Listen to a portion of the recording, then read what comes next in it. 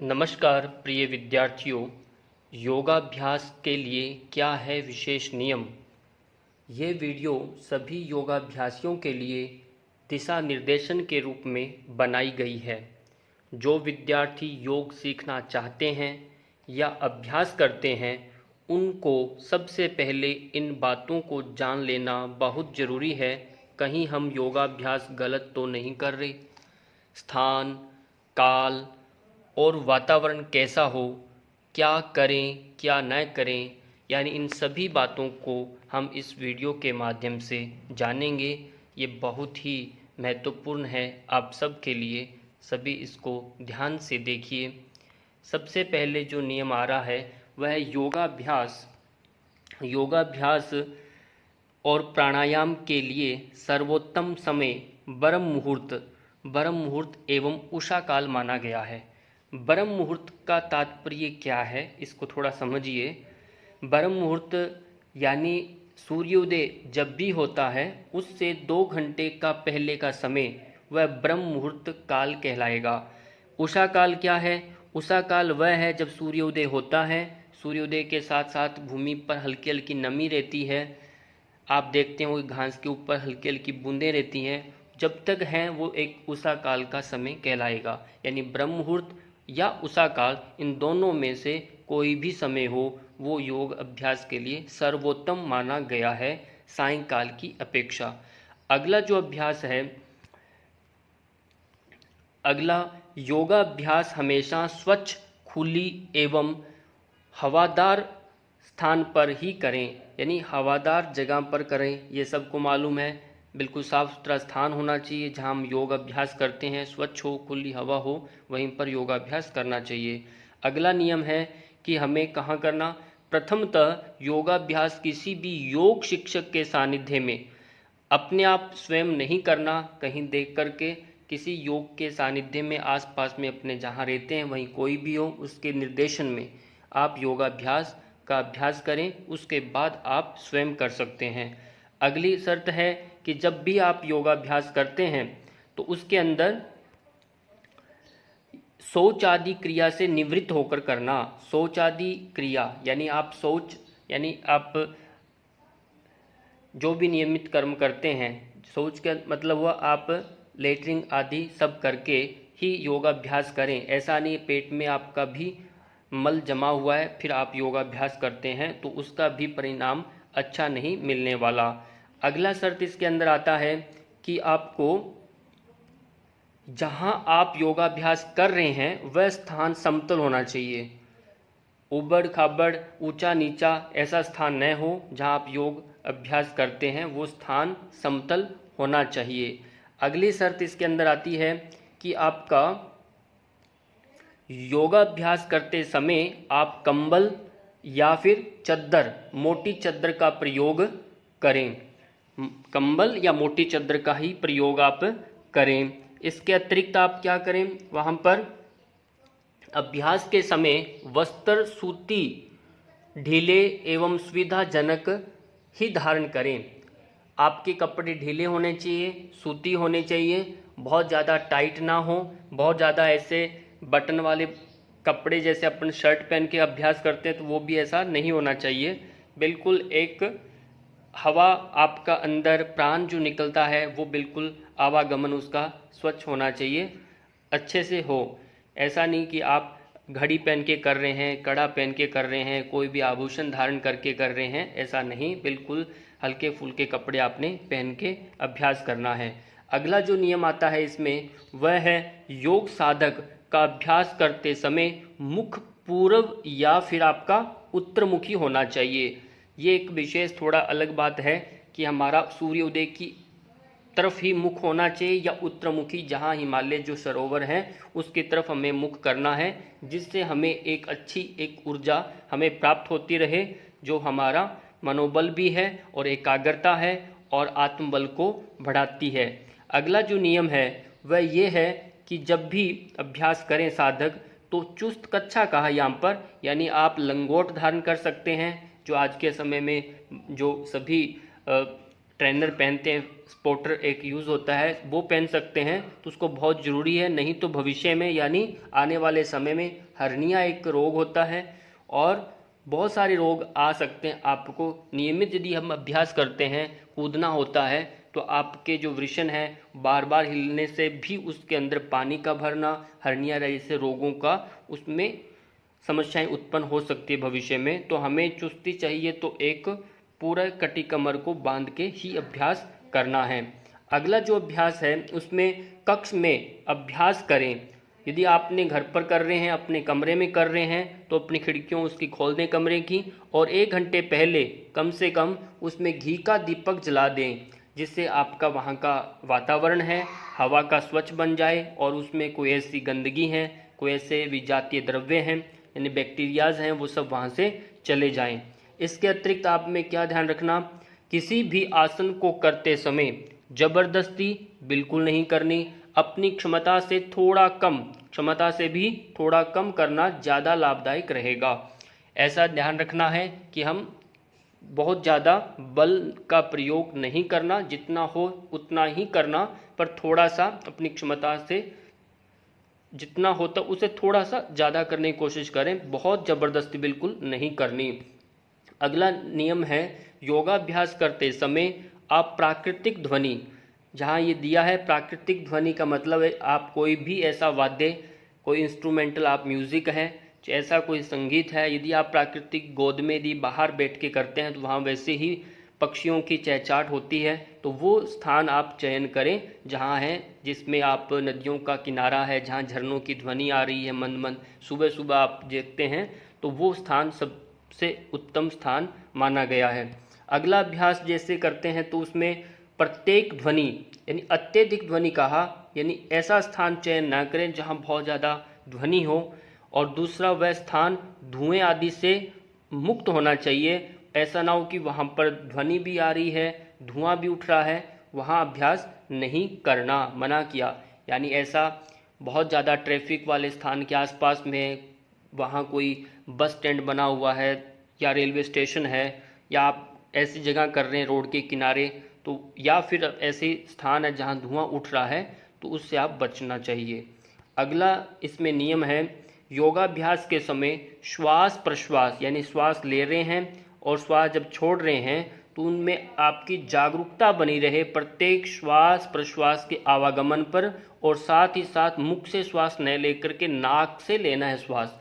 ये विशेष ध्यान रखना, जब भी आप योगाभ्यास करें तो आपका श्वास पर एकाग्रता यदि नहीं बन रही तो आपका उसका लाभ सही नहीं मिलेगा, और नाक से ही श्वास लेना है। अगला जो नियम है योगासन का, वह है प्रत्येक योगासन में पूरक यानी श्वास लेना और रेचक यानी श्वास को छोड़ना, कुंभक जैसा श्वास है उसको अंदर रोकना या बाहर रोकना का क्रम पृथक पृथक रहता है। जैसे भी आप आसन करते हैं तो ऐसा ध्यान रखना है, जितना भी अभ्यास हम धरती से अपने शरीर से अंग जब भी दूर जाएगा तो उसमें आपने श्वास को भरना है। जब शरीर के समीप कोई भी अंग हमारा आता है, पृथ्वी के नज़दीक आता है, तो वहाँ पर श्वास को छोड़ना है। और कुंभक यानी प्रत्येक आसनों के श्वास के क्रम भी पृथक पृथक रहते हैं, इस बात का भी विशेष ध्यान रखना है, एक समान नहीं रहते। अगला जो नियम है कि आपको जब भी योग अभ्यास करते हैं यानी नियमित अभ्यास भी कर रहे हैं पर यम और नियम का पालन नहीं करते तो भी आपको लाभ उसका पूर्ण नहीं मिलेगा। यम अष्टांग योग यानी महर्षि पतंजलि के अष्टांग योग के पहले 2 नियम है, ये सार्वभौमिक नियम है, यम और नियम इनका पालन जरूरी है। यम यानी आपके अहिंसा, सत्य, अस्तय, ब्रह्मचर्य, अपरिग्रह, ये 5 नियम है जिसे हम 5 महाव्रत भी कहते हैं। और ऐसे ही नियम के 5 उपांग है, शौच है, संतोष है, तप है, स्वाध्याय है और ईश्वर प्रणिधान। इन 10 का पालन भी उस योग साधक को अपने जीवन में करना चाहिए, तभी पूर्णतया योग का लाभ मिल पाएगा। अगला जो अभ्यास के साथ जो नियम बनता है, योग साधना में किसी अन्य से प्रतिस्पर्धा नहीं होती। हम किसी को देखा देख अभ्यास करते हैं ऐसा नहीं है। स्वयं यानी वर्ण क्या है, स्वयं से, स्वयं अपने आप से उसमें प्रतिस्पर्धा रहती है। इस बात का विशेष ध्यान रखना, जितने भी योग साधक हैं अक्सर हम एक दूसरे को देख करके अपना ही अपनी क्षमता से अपने उसमें आपा खो देते हैं। ऐसा नहीं, स्वयं का अभ्यास आज देखिए, जितना आज आपने किया उससे कहीं कल बेहतरीन हो, ऐसा ध्यान रखना। देखा देखी न करें, किसी भी का दिखाने का भी प्रयत्न नहीं करना। अगला जो इसमें नियम आता है, योगासन सर्वदा धीमी गति से, मंद गति से आपने अभ्यास करना है, अन्यथा वह व्यायाम बन जाएगा। यानी जब आप मंद गति से अभ्यास करेंगे तो उसके श्वास प्रश्वास पर और अंगों के जो भी अवयव, जो हमारे अंगों के उपांग हैं, उन पर हमारा ध्यान विशेष रूप से केंद्रित हो सकता है। यदि हम मंद गति से करते हैं तो उसका प्रभाव हमें देखने को मिलेगा। तेज गति में हम अपने श्वास की गति के साथ मन को भी एकाग्र नहीं कर पाएंगे। अगला विशेष नियम इस आसनों में ये है कि जब भी हम अभ्यास करते हैं तो उनमें 3 शर्तें हैं। वह 3 शर्त ये है कि आपकी क्रमबद्धता, यानी आपका कोई भी आसन है तो उसका एक क्रम होता है। पहले स्टेप में आपने कितना करना, दूसरे में कितना करना, तीसरे में हाथ को कहाँ तक पहुँचाना, यानी श्वास का भी उसमें एक रिदम रहता है। वो बात है क्रमबद्धता, काउंटिंग के साथ। दूसरा है कि लयबद्धता में आपने जब भी आप अभ्यास करते हैं तो शीघ्रता न रहे, उसमें एक लय के साथ चले। ऐसा ना हो कि एक क्रम आपने तेजी से लिया फिर अगला बहुत मंद गति से लिया, ऐसा नहीं, स्मूथली आपका अभ्यास चलना चाहिए। तीसरा सबसे महत्वपूर्ण है कि समयबद्धता यानी जब अंतिम अवस्था में आप होते हैं आसन की, तो उसमें आप 10 सेकंड है चाहे 15 सेकंड है, जितना आप क्षमता से उस अवस्था में रुक पाते हैं, तो उसमें रुक करके उस आसन को अनुभव करना, अपने अंगों पर ध्यान केंद्रित करना, ये है आपका। ये पूरा का पूरा इसमें यही बात बताई गई है। आपके तीनों क्रमबद्धता, लयबद्धता और समयबद्धता, इन सब का विशेष ध्यान रखना है। जो भी हमारे नए साधक हैं, इन तीनों नियमों के अतिरिक्त आप अभ्यास करते हैं तो उसका प्रभाव भी नहीं मिलेगा।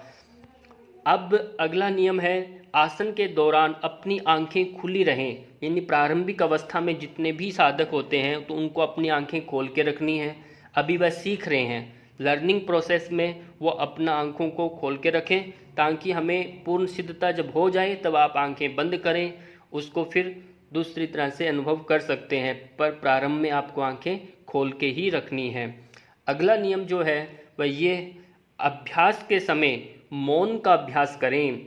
यानी अभ्यास करते समय विशेषतः आप अपने साइलेंट रहें, यानी पूर्ण साइलेंस रहें कि उसमें कोई भी ऐसा हाव भाव है, पूर्णतः आपका मन शांत रहे और श्वास प्रश्वास पर आपका ध्यान केंद्रित रहे। ये सबसे महत्वपूर्ण इसमें बात है कि आप पूर्णतया मौन रहें। अगला जो इसमें अभ्यास आपका आता है वह है योगाभ्यास के पश्चात, जब भी आप आसन करेंगे उसके बाद आपका भोजन सर्वदा सात्विक ही होना चाहिए। सर्वदा क्या होना चाहिए? सात्विक होना चाहिए। और यदा कदा संपूर्ण शरीर की आपने सप्ताह में 2 दिन निश्चित कर लिए कि नहीं, मैं बुधवार को या शनिवार को, यानी सप्ताह में 1 दिन मैं शरीर की संपूर्ण सर्वांगीण जो मालिश करूँगा, तो ये आपको अभ्यंग बहुत जरूरी है। और सात्विक आहार भी आपने ग्रहण करना है। अगला जो नियम है, अभ्यास भोजन के, अब कहते हैं कि हम भोजन कितनी देर बाद करें, अभ्यास जो आप करते हैं तो आपका समय अंतराल क्या रहना चाहिए, उसमें ये प्रश्नों में उत्तर दे हैं। भोजन के 1 से आधे घंटे पहले यदि आप भोजन करना है, यानी अभ्यास करना है, भोजन से आधे 1 घंटे पहले या भोजन उपरांत 4 से 6 घंटे के पश्चात ही आपको आसन करने हैं। ऐसा नहीं कि आपको जब अभ्यास करें तो उससे भोजन करने से 1 या आधा घंटे पहले आप अभ्यास कर सकते हैं, बाद में 4 से 6 घंटे का अंतर होना बहुत ज़रूरी है। अगला जो नियम है, साधक को चाहिए, यानी अभ्यासी जो है उसको क्या चाहिए, खट्टा और तीखा, तामसी, बासी और देर से पचने वाला भोजन कभी ग्रहण न करें। इन बातों का विशेष ध्यान रखना है, इनको कभी वह ग्रहण न करें। और विशेष ध्यान ये रखना, शुद्ध सात्विक ग्रहण करें, ताज़ा ग्रहण करें और ऋतु के अनुसार ग्रहण करें। अब यदि कोई ग्रीष्म ऋतु चल रहा है या आपका आगे शरद ऋतु आएगी, फिर आगे आपका हेमंत ऋतु है, जैसा जैसा ऋतु आती है षड ऋतुओं का भोजन भी उससे ध्यान रहे, उसके अनुसार ही भोजन करें। नहीं तो उसका भी प्रभाव शरीर पर गलत पड़ता है। अब अगला है कि अभ्यासी को शराब, भांग, गांजा, बीड़ी, सिगरेट यानी जितने भी ये तामसिक पदार्थ हैं इनको ग्रहण नहीं करना। अक्सर क्या होता है कि हाँ, योग अभ्यास दो दृष्टि से है कि एक तो हमारा स्वास्थ्य प्राप्ति हो जाए, एक होता है कि हमें पूर्ण अपने लक्ष्य की भी प्राप्ति हो, उस दृष्टि से भी हम योग अभ्यास करते हैं। योगासन एक आत्मिक बल बढ़ाता है। ये तामसिक जो प्रवृत्ति के जो भोजन होता है ये हमारा अपना आत्मिक बल को कमजोर बनाता है, नैतिकता को समाप्त करता है, इसलिए इनसे वह दूर रहे। यदि योग के क्षेत्र में अपने को आगे बढ़ना है तो वो इनसे दूर रहे। अगला नियम है, शरीर में किसी प्रकार की अस्वस्थता यानी रुग्णता है, आपको अच्छा नहीं लग रहा, आज भारीपन लग रहा है, तो आप त्वरित यानी शीघ्र रोगों से योगासन अभ्यास न करें। यानी आप उन जैसे रोगों में योगाभ्यास नहीं करना। ये त्वरित शीघ्र रोगों में मतलब ये हुआ कि आपका यदि जुकाम है, खांसी है, हल्का बुखार है, पेट में हल्का हल्का दर्द है, लूज मोशन हो रहा है, तो ऐसी अवस्था में भी आपको योगासन नहीं करना, उस दिन को आपने छोड़ना है। ऐसा नियम आग्रह नहीं करना, वो भी आपका बाधक हो जाएगा। अगला नियम है कि महिला का जब ऋतु धर्म काल चल रहा है यानी मासिक धर्म यानी मंथली जो पीरियड्स आते हैं वह उस समय भी योगाभ्यास नहीं करें, परंतु वह क्या करें, अपने शरीर पर सजगता व जागरूकता बनाकर रखें। ये समय भी अपने आप का एक अवलोकन का समय होता है, परिवर्तन होता है शरीर में, तो इस अवस्था को वह ध्यान कर सकती हैं, अपने शरीर को अच्छे से अवलोकन करें, उसको ध्यान करें। अगला है इसमें विशेष ध्यान रखने वाली बात कि अभ्यास काल में चित्त यानी चित्त शांत रहे। चित्त का मतलब आपका मन है, चित्त बुद्धि है, आपका अहंकार है, जो ये भाव हैं इन तीनों को न उठने दे। विशेष रूप से मन एकाग्र रहे, यानी उसमें चिंता है, क्रोध है, जल्दबाजी है, घबराहट हो रही है, घृणा कर रहा है, ईर्ष्या है, भय है, अहंकार, प्रतिस्पर्धा की भावना आदि से वह युक्त हो, तब वह पूर्णतया तभी अभ्यास करे। अन्यथा वो यदि मन में कोई ऐसा विचार चल रहा है, किसी से लड़कर कर रहे हैं, इसलिए कहा प्रातःकाल ब्रह्म मुहूर्त में ही योग अभ्यास करें, तब उस समय अपने मन पर कोई गहरी छाप नहीं होती, मन शांत होता है, तो उसका लाभ हमें ज़्यादा मिलता है और वास्तविकता को जान पाते हैं। जैसे जैसे दिन आगे बढ़ता है, संध्या काल आती है, तो हमारे दिन में कितने न जाने कोई ना कोई ये भाव उजागर हो ही जाते हैं। इसलिए सुबह का प्रातः काल का जो समय है सबसे महत्वपूर्ण है। अगला प्रश्न, इसमें प्रश्न क्या नहीं उत्तर आता है, यदि किसी आसन को करते समय कष्ट अनुभव हो या अथवा कठिनाई लगे तो प्रशिक्षित गुरु के परामर्श से करें। यानी कुछ अभ्यास ऐसे होते हैं कि आपको कर तो रहे हैं पर वो सही प्रॉपर तरीके से नहीं हो रहा, या करते समय उसके अगले दिन आपको शरीर में कहीं खिंचाव है, कहीं दर्द हो रहा है, तो वो अपने गुरु के संरक्षण में करते हुए उसको तुरंत बताएं कि इसका क्या हल है, कहीं गलत तो अभ्यास नहीं हो रहा। अगला विशेष ध्यान है कि योगासन से पूर्व या पश्चात स्नान, जब यदि आप पहले करना है तो आधे घंटे या 1 घंटे पहले करो, यदि बाद में करना आसन हुए तब भी 1 से आधा घंटे के बाद में ही स्नान करना है। ठंडे गर्म जल का प्रयोग स्वयं की अवस्था या ऋतु के अनुसार करें। शरद ऋतु है तो आप अपना गुनगुना पानी कर सकते हैं, बिल्कुल वो अपनी अवस्था, आपका स्वास्थ्य कैसा है, आप योग में कितने समय से हैं, तो ये सब आपके ऊपर निर्भर करता है, आपकी अवस्था के ऊपर, आपकी वृद्धावस्था है, बचपन है, आप यौवन अवस्था में हैं, तो पानी का चयन भी आपको अपनी अवस्था से करना है, नहीं तो ताज़ा पानी से नहाएं तो सर्वश्रेष्ठ है। अगला अंतिम जो इसमें प्रश्न हमारा ये आ रहा है उत्तर, यानी योग अभ्यास के पश्चात हम रहता है कि जलपान कब करें, पानी तो पिएं, तो उसमें 10-15 मिनट के बाद आप पानी पी सकते हैं। जलपान यानी आप कर सकते हैं, कोई आपने ऐसा कोई जूस पीना है, कोई रस पीना है तो उसका पान करें, पानी पिएं। हाँ, बहुत नूतन नए साधक हों, उनको करते समय भी गला सूख रहा है, हल्का हल्का चक्कर आ रहा है, तो पानी रखें पर गुनगुना पानी रखें, तो वह गुनगुना पानी पी सकते हैं, थोड़ा घूट घूट, पर एक नियम नहीं बना लेना कि नियमित वह पीते रहें, ऐसा नहीं। ये बहुत एक आवश्यक अवस्था विशेष परिस्थिति वशात ये काम करना है, अन्यथा नहीं करना, बाद में ही पीना है। तो इसी तरह आपका बहुत बहुत सबका धन्यवाद है। आपने इसको अच्छे नियमों को पालन करिए, दिनचर्या में इसको लेकर आइए। योग जो अभ्यास हम करते हैं तो इन सब का विशेष ध्यान रखना है, तभी हमें लाभ मिलेगा। तो इसी के साथ सबका बहुत बहुत धन्यवाद।